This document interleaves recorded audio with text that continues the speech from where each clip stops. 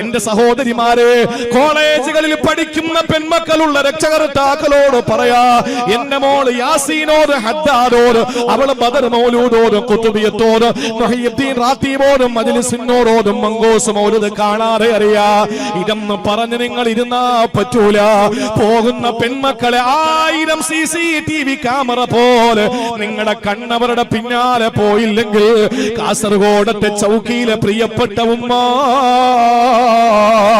ഇന്ന് 12ാം ക്ലാസ്സിൽ പഠിക്കുന്ന പെൺകുട്ടികള്, 11ാം ക്ലാസ്സിൽ പഠിക്കുന്ന പെൺകുട്ടികള്, 10ാം ക്ലാസ്സിൽ പഠിക്കുന്ന കൗമാരക്കാരികളായ 15കാരികള് കഞ്ചാവിനടിമകളല്ലേ? അതും മുസ്ലിം പെൺകുട്ടികളല്ലേ? അള്ളാഹു നമ്മളെ മക്കളെ കാത്തു രക്ഷിക്കട്ടെ. ഒരു നിമിഷം കൈ തട്ടിപ്പോയാ, ഒരു നിമിഷം കൈവിട്ടുപോയാ, ഒരു നിമിഷം കണ്ണ് തട്ടിപ്പോയാ, പ്രിയപ്പെട്ടവരെ, തീർന്നുപോയി നമ്മുടെ പെൺമക്കളുടെ ജീവിതം. വളരെ ദുരിതത്തിലാ. നമുക്ക് താങ്ങാൻ പറ്റാത്തതൊന്നും അള്ളാഹു അവന്റെ ഖുർആനിലൂടെ നമുക്ക് നിയമമാക്കിയിട്ടില്ല. തലമറയ്ക്കാൻ മുസ്ലിം പെണ്ണിനോട് പറയുമ്പോ, എന്തേ പ്രിയപ്പെട്ട പെങ്ങളെ തലമറയ്ക്കാൻ നിനക്ക് മടി? ആ തലമറയ്ക്കാൻ മടിയുള്ള നിനക്ക് അതൊരു ഭാരമായി തോന്നുമ്പോ, ഇവിടെ നിങ്ങൾ ശ്രദ്ധിച്ചിട്ടുണ്ടോ? നട്ടുച്ച നേരത്ത് ലോറൻസ് കാലത്തിന് ബദർ പള്ളിയിലേക്ക് വരുന്ന സമയത്ത് ഇവിടത്തെ ഒരു ഹൈന്ദവ സഹോദരി റോഡിലൂടെ നടന്നു പോവുകയാ. കഠിനമായ ചൂടാണ്. ആ സമയത്ത് ആ പ്രിയപ്പെട്ട സഹോദരി തന്റെ സാരി തുമ്പെടുത്ത് തലയിലിട്ടുകൊണ്ടല്ലേ പോകുന്നത്? അതല്ലെങ്കിൽ കൊട ചൂടിയിട്ടല്ലേ പോകുന്നത്? ഓ മുസ്ലിം പെണ്ണേ, അള്ളാന്റെ ഹബീബ് നിന്നോട് പറഞ്ഞെന്താ? മഞ്ഞ് വന്നാലും നിന്റെ തലയിൽ വീടില്ല, വെയിൽ വന്നാലും നിന്റെ തലയിലടിക്കൂല, അന്യ പുരുഷൻ നിന്റെ തലമുടി കാണൂല. അത് നിന്റെ ഔറത്താ. നിന്റെ ശരീരഭാഗങ്ങൾ പോലെ ഔറത്ത് തന്നെയാണ് പൊന്നുമോള്. നിന്റെ വയറെങ്ങനാണോ അതുപോലെ തന്നെ നിന്റെ തലമുടി.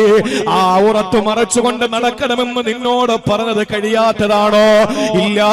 ആമന റസൂലു എന്ന ആയത്തിൽ കാണാൻ കഴിയുന്നത്, വഖാലൂ സമീനാ വഅതഅനാ ഗുഫ്റാനക റബ്ബനാ വഇലൈകൽ മസീർ.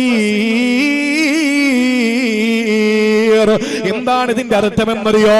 അല്ലാഹുവേ, സമീനാ, ഞങ്ങൾ കേട്ടു. അല്ലാ, നീ പറയുന്ന ഞങ്ങൾ കേട്ടു. റബ്ബേ, നിന്റെ ഹബീബ് പറയുന്നത് ഞങ്ങൾ കേട്ടു. അല്ലാ, വഅതഅനാ, ഞങ്ങളത് വഴിപ്പെടുകയും ചെയ്യുന്നു. അല്ലാ, ഗുഫ്റാനക, എന്തെങ്കിലും വീഴ്ച ഉണ്ടെങ്കിൽ പുറത്തു തരണേ അല്ലാ.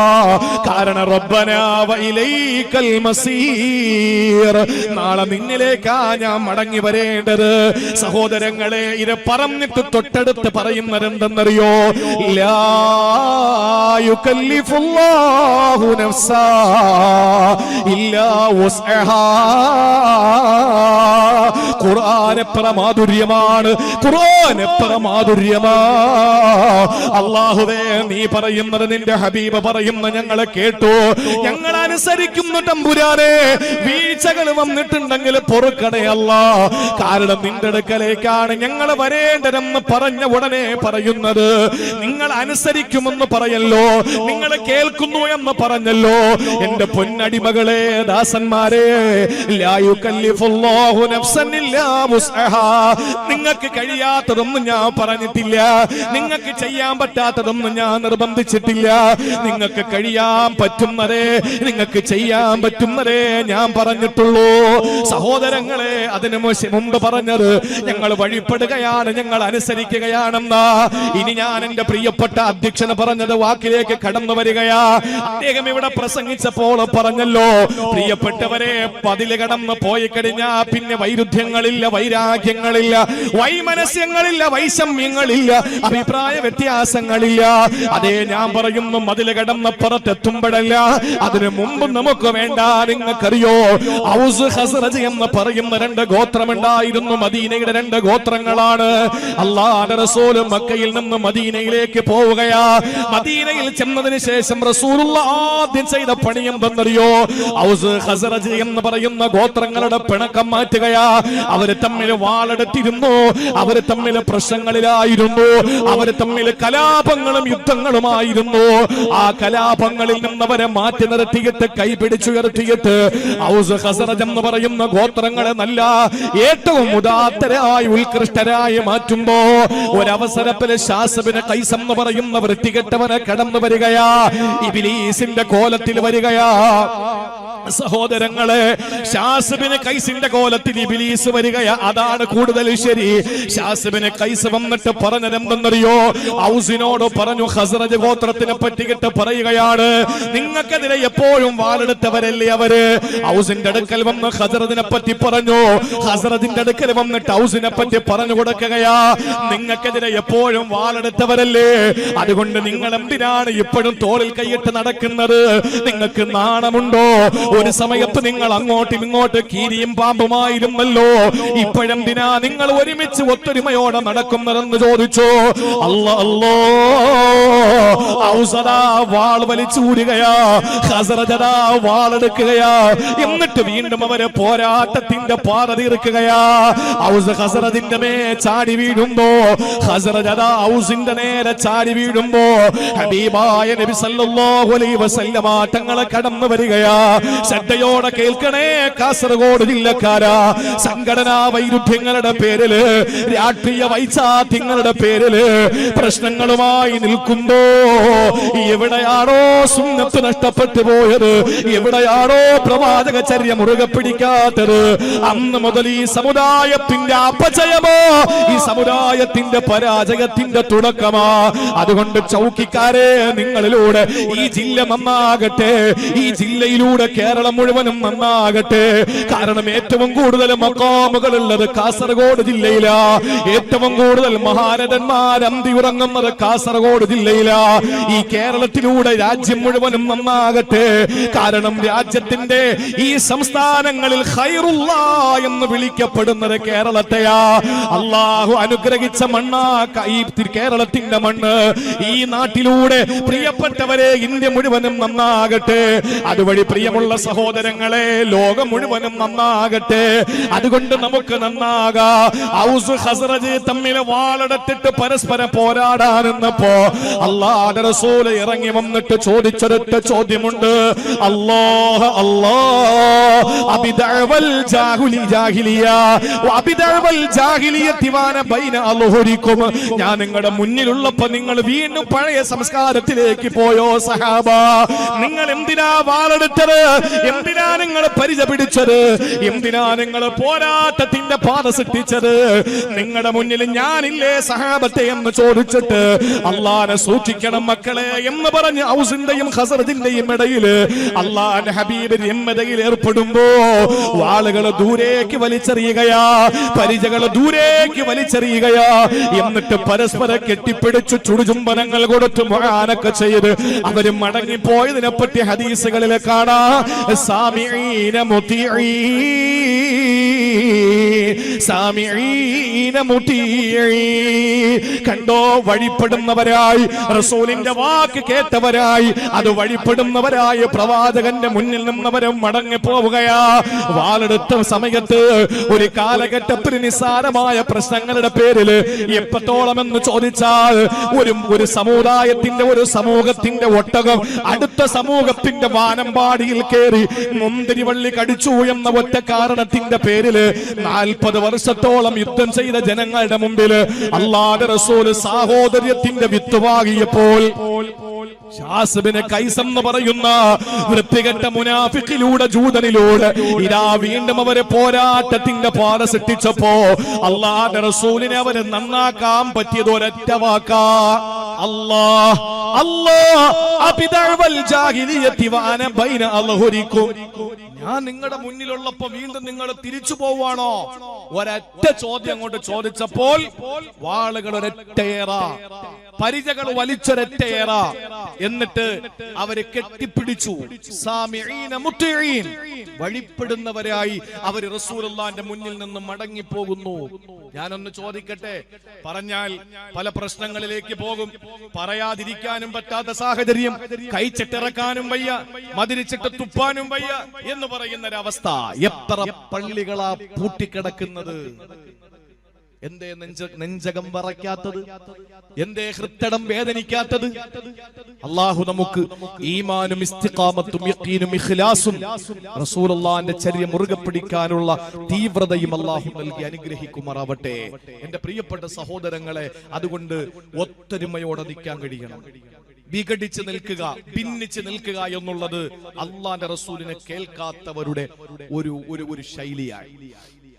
ഞാൻ കഴിഞ്ഞ ഒരാഴ്ചക്ക് മുമ്പ്, അല്ല 2-3 ദിവസങ്ങൾക്ക് മുമ്പ്, ഞാൻ ജില്ല പറയുന്നില്ല, ജില്ല പറഞ്ഞാൽ അത് ശരിയാവാത്തത് കൊണ്ടാണ്. അങ്ങനെ പറയുമ്പോൾ നിങ്ങൾ കരുതുന്ന കാസർഗോഡാണോ എന്ന് ചോദിച്ചാൽ ഒരർത്ഥത്തിൽ ശരിയാണ് എന്ന് എനിക്ക് സമ്മതിക്കേണ്ടി വരും. അപ്പൊ കാര്യങ്ങൾ ഏകദേശം മനസ്സിലായല്ലോ. എന്റെ കൂടെ വന്നൊരു സഹോദരൻ ഒരു വീട് കാണിച്ചു. ഞാൻ സ്ഥലം പറയില്ല, ജില്ല നിങ്ങൾക്ക് ഏകദേശം മനസ്സിലായി. കാരണം ഇവിടെ ഞാൻ ജില്ല പറയില്ല എന്ന് കേൾക്കുമ്പോൾ തന്നെ നിങ്ങൾക്ക് കാര്യങ്ങൾ മനസ്സിലായിട്ടുണ്ടാവും. പക്ഷേ ഉള്ള കാര്യം ഹക്കാവുന്നത് കൊണ്ട് പറയുന്നതിൽ പേടിക്കേണ്ട കാര്യമില്ലല്ലോ. ചിലപ്പം മരിക്കും, അതിനപ്പുറത്ത് വേറൊന്നും സംഭവിക്കാനില്ലല്ലോ. എങ്കിലും അൽഹംദുലില്ലാ, സത്യം തുറന്നു പറയുന്നതിന്റെ പേരിൽ മരിച്ചാൽ അതിനപ്പുറം സന്തോഷം വേറെ എന്തിനാണുള്ളത്? സ്വന്തം അമ്മായിയുടെ മോൻ എന്ത് ചെയ്തു? ആ പള്ളിയിൽ നിന്ന് നോക്കുമ്പോ ഈ വീട് കാണാതിരിക്കാൻ വേണ്ടി വീടിന്റെയും പള്ളിയുടെയും ഇടയിൽ ഒരു 2 നില കെട്ടിടം കെട്ടിയപ്പോഴും പള്ളിയിൽ നിന്ന് ഒന്ന് കാലൊന്ന് ഉയർത്തിയാൽ ആ വീട് കാണാം. അതുകൊണ്ട് അതിന്റെ മുകളിൽ ഒരു മതിലൂടെ കെട്ടി. ഉള്ള കാര്യം ഞാൻ പറയുന്നത്, ഞാൻ എന്റെ കണ്ണുകൊണ്ട് റഅയ്തു ബി ഐനൈ, എന്റെ 2 കണ്ണുകൊണ്ട് കണ്ട കാര്യമാണ്. ഒരു മതില് കെട്ടി. ആ മതില് കെട്ടിയപ്പോഴും ഒരു ഭാഗത്ത് നിന്നാൽ കാണാം, മറുഭാഗത്ത് നിന്നാൽ കണ്ടുകൂടാ. ഈ കാണാൻ പറ്റുന്ന ഭാഗത്ത് മതിലിന്റെ ഉയർച്ച വീണ്ടും കൂട്ടി.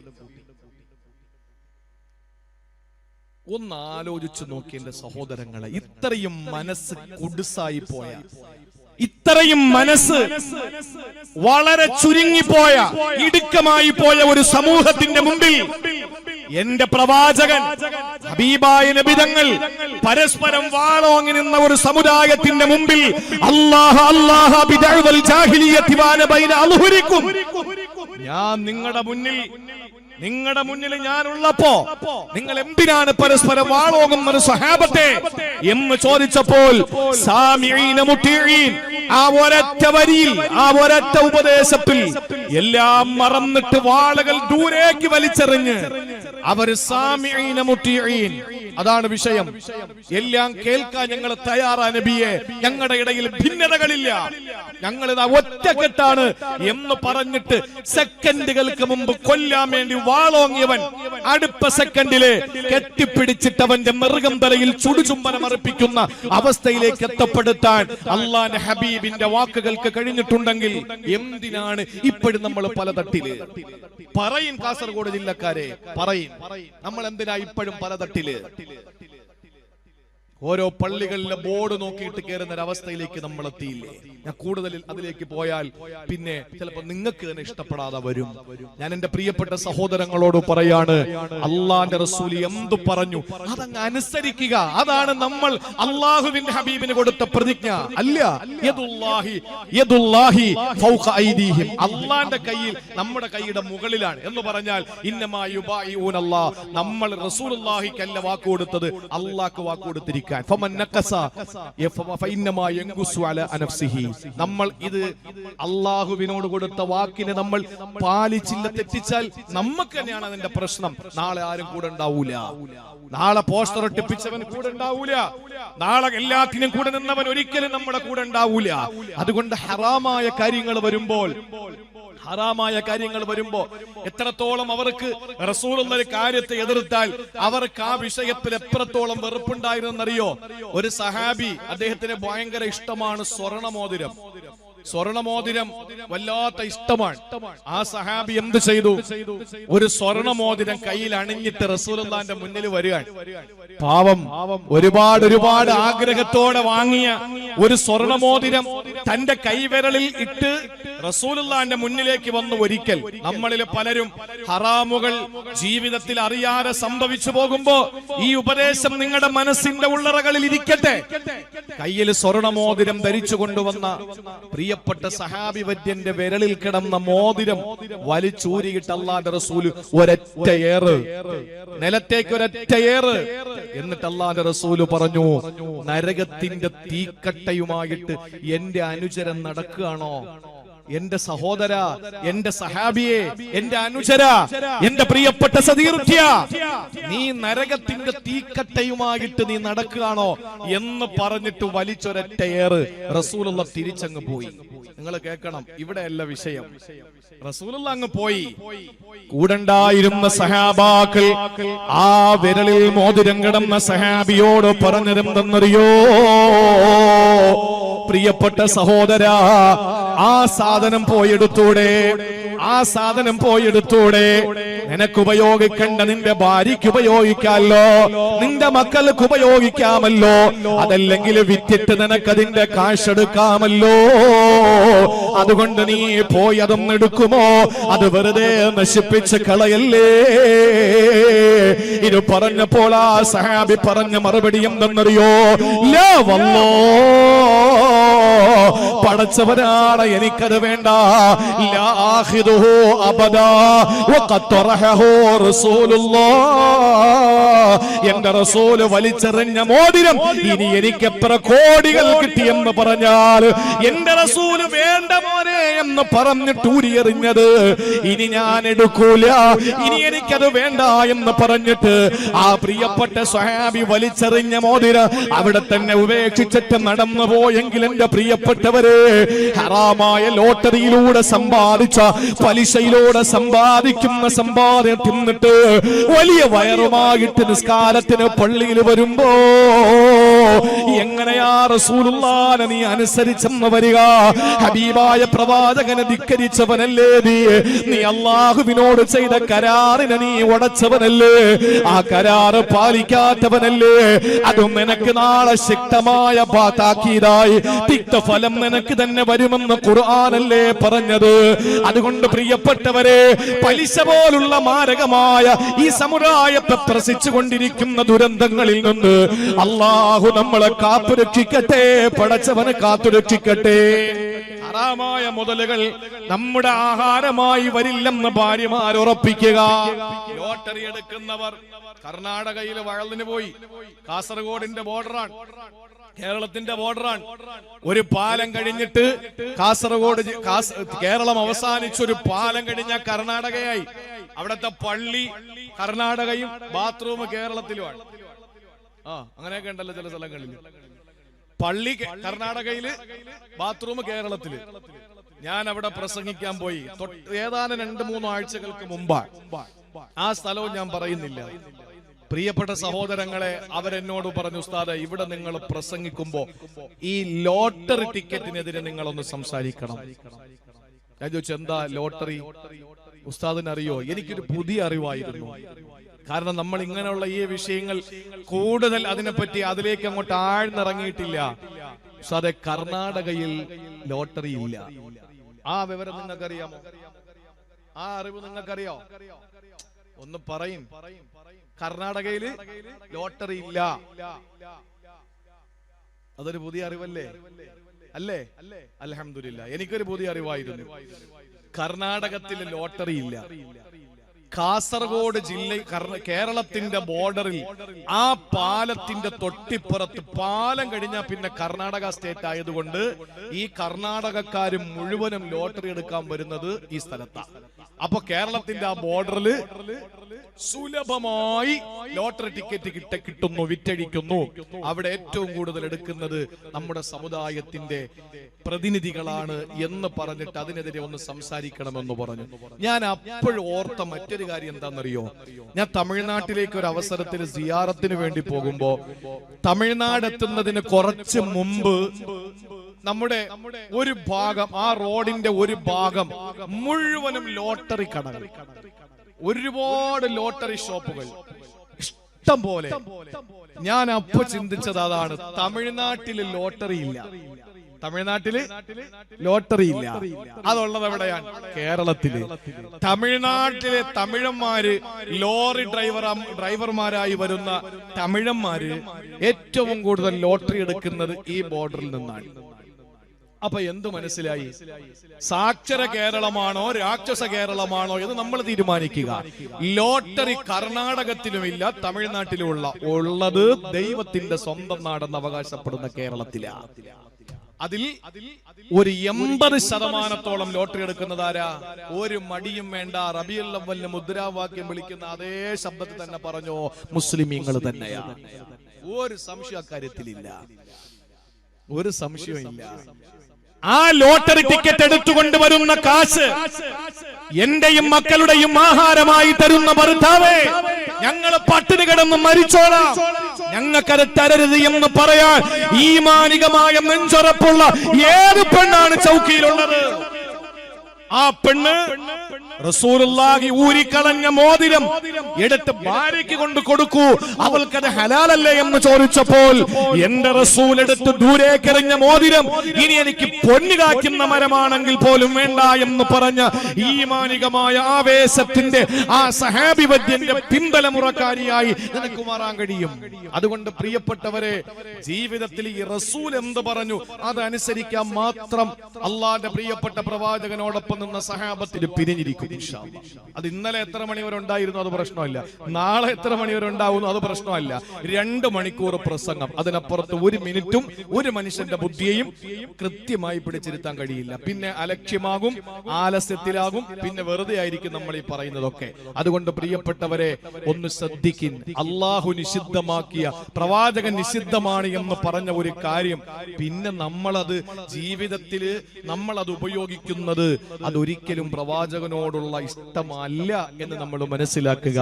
അതാണ് ആ ഊരിക്കളഞ്ഞ മോതിരം തന്റെ മക്കൾക്ക് പോലും വേണ്ട എന്ന് പറയാൻ. എത്രയോ പുരുഷന്മാർ ഇപ്പോഴും സ്വർണ്ണ മോതിരം ധരിക്കുന്നുണ്ട്, എത്രയോ ആളുകൾ സ്വർണ്ണമാല ധരിക്കുന്നുണ്ട് അല്ലേ? ചില ആളുകളൊക്കെ നിസ്കരിക്കുമ്പോ ഇങ്ങനെ മൊബൈലിനോടൊപ്പം തന്നെ ഈ സ്വർണ്ണ മോതിരം കൂടി ഇങ്ങനെ ഊരി മുസല്ലയിൽ വെച്ചിട്ട് നിസ്കരിക്കുന്നതാണ് ചില സ്ഥലങ്ങളിലൊക്കെ പോകുമ്പോ. ഓ അള്ളാഹുവെ, നിസ്കരിക്കുമ്പോ സ്വർണ്ണ മോതിരം ധരിച്ചൂടാ, അതാ ഈ പാവങ്ങൾ പഠിച്ചു വെച്ചിരിക്കുന്ന ഇൽമ്. നിസ്കരിക്കുമ്പോ സ്വർണ്ണമോതിരം ധരിച്ചൂടാ, അല്ലടോ, പുരുഷന്മാർക്ക് അത് ഹറാമാ. അല്ലാതെ തന്നെ ആണുങ്ങൾക്ക് മൊഞ്ചു കൊടുത്തില്ലേ അല്ലാഹു? അല്ലേ? പെണ്ണുങ്ങൾക്ക് ഹലാലും പുരുഷന്മാർക്ക് ഹറാമും. എന്താ കാര്യം? എന്താ കാര്യം പറയും? അതിന്റെ സൈക്കോളജി എന്താണ്? ഞാനിപ്പോ പ്രസംഗിക്കുകയാണ്, ഞാൻ 2 കൈ നിറച്ച് വളയും ഒരു മാലയും പാദസരമൊക്കെ ഇട്ടുകൊണ്ട് പ്രസംഗിക്കുകയാണെങ്കിൽ നിങ്ങൾ എന്താ പറയാ? ഇയാൾക്ക് എന്താ മുഴുത്ത ഭ്രാന്താണ്, ഇതിനെ ഉള്ളാളത്തോണ്ട് എത്തിയ ശരിയാവുന്നല്ലേ നിങ്ങൾ പറയാ? അല്ലേ? നേരെ മറിച്ചൊരു പെണ്ണ് സ്വർണ്ണമൊന്നും ധരിക്കാതെ നിന്നാ നമ്മൾ ചോദിക്കും, ഇപ്പോഴും RCC തന്നെയാണോ കാണിക്കുന്നതെന്ന് ചോദിക്കും. ക്യാൻസർ എന്നാ നമ്മൾ കരുതുന്നേ അല്ലെ? എന്തോ മാരകമായ രോഗം പിടിപെട്ടെന്നാ നമ്മൾ കരുതുന്നത്. പുരുഷന്മാരെ സംബന്ധിച്ചിടത്തോളം സ്വർണം ഒന്ന് ഇടാതെ തന്നെ അല്ലാഹു തആല മൊഞ്ചു കൊടുത്തിട്ടുണ്ട്. പെണ്ണുങ്ങൾക്കാണെങ്കിലോ ഇത് ഇട്ടാലേ സൗന്ദര്യമുള്ളൂ, അതുകൊണ്ട് അവർക്കല്ല ഹലാലാക്കി, നമുക്കല്ലാഹു അത് ഹറാമാക്കി. ഇത് വെറുതെ പറയുന്നതല്ല. പോട്ടെ, നമ്മുടെ വിഷയം അതല്ല. അതുകൊണ്ട് അല്ലാഹുവിന്റെ റസൂല് ആ വിരലിൽ നിന്നെടുത്ത് ദൂരേക്ക് എറിഞ്ഞത് എനിക്ക് വേണ്ട എന്ന് പറയാൻ ആ സഹാബിക്ക് കഴിഞ്ഞുവെങ്കിൽ എന്റെ പ്രിയപ്പെട്ടവരെ, ഈ കാലഘട്ടം ഏതാണ്? മദ്യത്തിന്റെ കാലമാണ്. അല്ല, മദ്യം അവസാനിച്ചോ? മദ്യപാനം കൊണ്ട് ചെറുപ്പക്കാരന്റെ ശരീരത്തിന്റെ സിരകള്, ആ സിരകളിലൂടെ ഓടുന്ന ചുടുനിണപ്പിനെ പ്രസിപ്പിക്കാൻ കഴിയുന്നില്ല. അതുകൊണ്ട് മദ്യം ഒഴിവാക്കിയിട്ട് ചെറുപ്പക്കാര് കഞ്ചാവിന്റെ പിറകയാ. കഞ്ചാവല്ലേ പ്രിയപ്പെട്ടവരെ നമ്മളത് ചെറുപ്പക്കാർ ഉപയോഗിക്കുന്നത്. എന്റെ സഹോദരിമാരെ, കോളേജുകളിൽ പഠിക്കുന്ന പെൺമക്കളുള്ള രക്ഷകർത്താക്കളോട് പറയാ, എന്റെ മോള് യാസീനോട്, ഹദ്ദാദോട്, അവള് ബദർ മൗലൂദോടും കുതുബിയത്തോട്, മുഹയ്യിദ്ദീൻ റാത്തീബോടും മജ്ലിസിനോടും മങ്കോസ് മൗലൂദ് കാണാതെ അറിയാ. ഇതെന്ന് പറഞ്ഞ് നിങ്ങൾ ഇരുന്നാ പറ്റൂല. പോകുന്ന പെൺമക്കളെ 1000 CCTV ക്യാമറ പോലെ നിങ്ങളുടെ കണ്ണവരുടെ പിന്നാലെ പോയില്ലെങ്കിൽ കാസർഗോഡത്തെ ചൗക്കിയിലെ പ്രിയപ്പെട്ട ഉമ്മ, ഇന്ന് 12ാം ക്ലാസ്സിൽ പഠിക്കുന്ന പെൺകുട്ടികള്, 11ാം ക്ലാസ്സിൽ പഠിക്കുന്ന പെൺകുട്ടികള്, 10ാം ക്ലാസ്സിൽ പഠിക്കുന്ന കൗമാരക്കാരികളായ 15കാരികള് കഞ്ചാവിനടിമകളല്ലേ? അതും മുസ്ലിം പെൺകുട്ടികളല്ലേ? അള്ളാഹു നമ്മുടെ മക്കളെ കാപ്പ് രക്ഷിക്കട്ടെ. ഒരു നിമിഷം കൈ തട്ടിപ്പോയാ, ഒരു നിമിഷം കൈവിട്ടുപോയാ, ഒരു നിമിഷം കണ്ണ് തട്ടിപ്പോയാ, പ്രിയപ്പെട്ടവരെ തീർന്നുപോയി നമ്മുടെ പെൺമക്കളുടെ ജീവിതം. വളരെ ദുരിതത്തിലാ. എത്ര സംഭവങ്ങളാ. പണ്ട് പുരുഷന്മാര് ആൺകുട്ടികൾ അല്ലെങ്കിൽ വിവാഹം കഴിക്കാൻ പെൺമക്കൾക്കൊരു വരൻ വരുമ്പോ അവരോട് ചോദിക്കണം മദ്യപിക്കുമോ എന്ന് ചോദിക്കണമല്ല.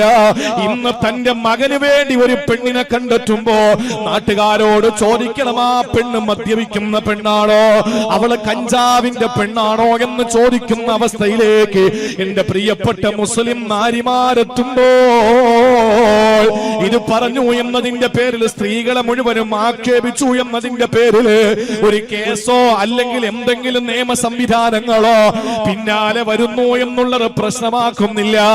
ഒന്നറിയണം മുസ്ലിം പെണ്ണ്, ഇന്ന് മുസ്ലിം പെൺകുട്ടികളെ കഞ്ചാവിന്റെ പിന്നാലെ പോകുമ്പോ നിങ്ങൾക്കറിയോ, മദ്യനിരോധനത്തിന് തൊട്ടു മുമ്പ് അല്ലാഹുവിന്റെ ഹബീബിന്റെ സഹാബിയായ അബൂ തൽഹ റളിയല്ലാഹു തആല അൻഹുവിന് മദ്യശാപ്പ് ഉണ്ടായിരുന്നു. അബൂ തൽഹ റളിയല്ലാഹു അൻഹു, ആ മഹാനായ സഹാബിക്കൊരു മദ്യശാപ്പ് ഉണ്ടായിരുന്നു. ആ മദ്യശാപ്പിൽ കള്ളൊഴിച്ചു കൊടുത്തതാരെന്നറിയോ? അബൂ തൽഹയുടെ പ്രിയപ്പെട്ട ഭാര്യ, അവരുടെ പ്രിയപ്പെട്ട പൊന്നുമോന് അനസാണ്. എന്ന് പറഞ്ഞാൽ അനസ് റളിയല്ലാഹു അൻഹുവിന്റെ ഉമ്മയെ വാപ്പ മരണപ്പെട്ടതിന് ശേഷം കല്യാണം കഴിച്ചത് കൊച്ചാപ്പ എളാപ്പ അബൂ തൽഹയാ. എന്റെ ഉമ്മയെ രണ്ടാമത് കല്യാണം കഴിച്ചത് അബൂ തൽഹയാ. അനസ് പറഞ്ഞല്ലോ റളിയല്ലാഹു അൻഹു, ആ അനസ് ബിൻ മാലിക് റളിയല്ലാഹു അൻഹു അബൂ തൽഹ റളിയല്ലാഹു അൻഹുവിന്റെ കച്ചവട സ്ഥാപനത്തിലെ കള്ള് കച്ചവട സ്ഥാപനത്തിന്റെ ഒരു വലിയ സെയിൽസ്മാനായി ജോലി ചെയ്തിരുന്ന ആളാണ്. ആ സമയത്ത് വരുന്നവർക്ക് കള്ളൊഴിച്ചു കൊടുക്കുന്ന ജോലിയാ. ആ സമയത്തല്ലേ ആരോ പുറത്തുനിന്ന് വിളിച്ചു പറയുകയാ, അലാ ഇന്നൽ ഖംറ ഖദ് ഹുരിമത്, അലാ ഇന്നൽ ഖംറ ഖദ് ഹുരിമത്. ഇത് ബുഖാരിയിലുള്ള ഹദീസാണ്. ഉസ്താദുമാർക്കറിയാ. എന്നെ കേൾക്കുന്നവരെ, ഒരൊറ്റ വാക്ക് പുറത്തുനിന്ന് ആരോ വിളിച്ചു പറഞ്ഞു, അറിയോ? ഇന്നൽ ഖംറ ഖദ് ഹുരിമത്, ഇതാ കള്ള് ഹറാമാക്കപ്പെട്ടിരിക്കുകയാ. ആ സമയത്ത് കള്ളൊഴിച്ചു കൊടുത്തുകൊണ്ടിരിക്കുന്ന അനസ് റളിയല്ലാഹു അൻഹു ആ കുടിച്ച ഗ്ലാസ് നിറയാൻ വേണ്ടി നിന്നില്ലല്ലോ. ആ തൽഹ റളിയല്ലാഹു തആല അൻഹു തന്റെ സ്ഥാപനത്തിൽ വില കൂടിയ സാധനങ്ങൾ വാങ്ങി വെച്ചിരിക്കുകയാ. അതുകൂടെ സെയിൽ ചെയ്തിട്ട് ഞാൻ നിർത്തിക്കൊള്ളാമെന്ന് പറഞ്ഞില്ലല്ലോ. എന്താ ചെയ്തതെന്നറിയോ? മദീനയുടെ പ്രാന്ത പ്രദേശങ്ങളില് അബൂ തൽഹ റളിയല്ലാഹു അൻഹുവിന്റെ ഷാപ്പിൽ നിന്ന് ഇതാ മദ്യത്തിന്റെ പുഴകൾ ഒഴുകുകയാ. എല്ലാം അടിച്ചു പൊട്ടിച്ചു ദൂരേക്ക് വലിച്ചെറിയുകയാ. എന്നിട്ട് പറഞ്ഞതെന്തെന്നറിയോ? ഇല്ലാ റസൂല് പറഞ്ഞാ പിന്നെ ഞങ്ങൾക്കതിലൊരു അപ്പീലില്ല. എന്റെ ഹബീബ് ഹറാമാണെന്ന് പറഞ്ഞാൽ കുടിച്ച് ചുണ്ടിലേക്ക് വെച്ചത് ഇറക്കട്ടെ എന്നവർ തീരുമാനിച്ചില്ല. ക്ലാസ്സിലിരിക്കുന്നത് പകർന്നു കൊടുക്കട്ടെ എന്നവർ തീരുമാനിച്ചില്ല. അവരുടെ കടകളിലിരിക്കുന്ന വില കൂടിയ സാധനങ്ങൾ വിറ്റഴിക്കട്ടെ എന്നവർ തീരുമാനിച്ചില്ല. എല്ലാം അടിച്ചു പൊട്ടിച്ചു ഒഴുക്കി പുഴകൾ സൃഷ്ടിച്ചെങ്കില് എന്റെ പ്രിയപ്പെട്ട ചൗക്കിയിലെ പെങ്ങളെ, അല്ലാഹുവിന്റെ ഹബീബ് നിരോധിച്ച കഞ്ചാവ് ചെറുപ്പക്കാരാ എന്തിനാ പൊന്നുമോനെ ഉപയോഗിക്കുന്നത്? റസൂലുള്ളാഹിനെ പ്രതിജ്ഞ കൊടുത്ത ഹബീബായ പ്രവാചകന് ബൈഅത്ത് ചെയ്ത തീരുമാനത്തെ ഉടച്ചാൽ അത് പാലിച്ചില്ലെങ്കിൽ ഫഇന്നമാ യൻഖുസു അലാ നഫ്സിഹി, അതിന്റെ വേദന നീ തന്നെയാണ് അനുഭവിക്കേണ്ടി വരുന്നത്. ഞങ്ങൾ ഇതും കൂടെ കച്ചവടം ചെയ്തിട്ട് നിർത്തിക്കൊള്ളാം എന്നല്ല പറഞ്ഞത്.